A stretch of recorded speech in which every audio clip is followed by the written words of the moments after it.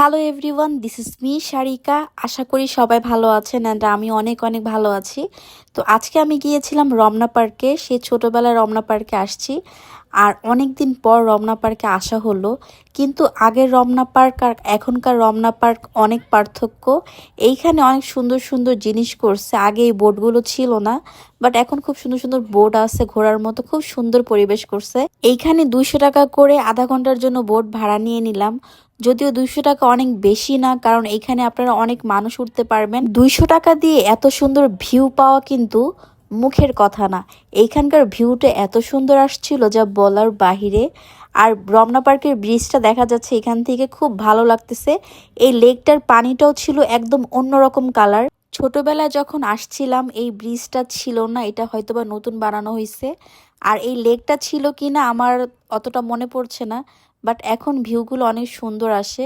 যাই হোক, আমার আধা ঘন্টা শেষ হয়ে গেছে আর আমরা নেমে গেলাম এখান থেকে। বোর্ডে উঠার পর আমার অনেক ভালো লাগছে। আপনারা যারা রমনা পার্কে আসবেন অবশ্যই একবার হলে এই বোর্ডে উঠবেন। বোর্ডে উঠলে আপনার যে ভিউটা আসবে, মনটা একদম ভালো হয়ে যাবে।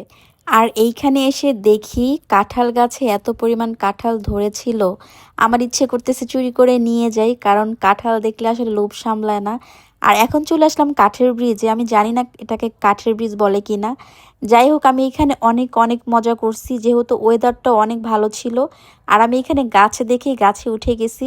আর এই গাছটা কিন্তু অনেক পিছলা ছিল, বাট তারপরও আস্তে আস্তে আমি অনেক চেষ্টার পর উঠতে পারছি।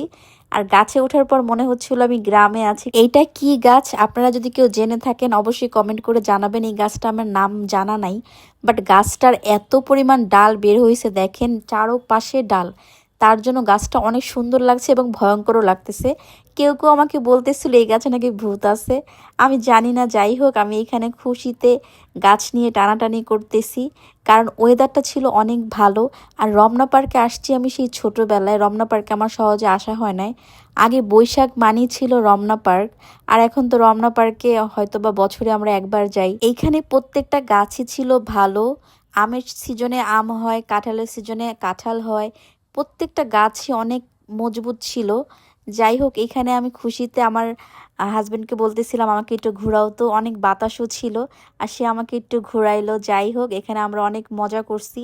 যেহেতু আমরা এখানে 3 জন আসছি, তো এখানে অনেক মজা হয়েছে। আর 2 জন বা 1 জন আসলে আসলে মজা হয় না।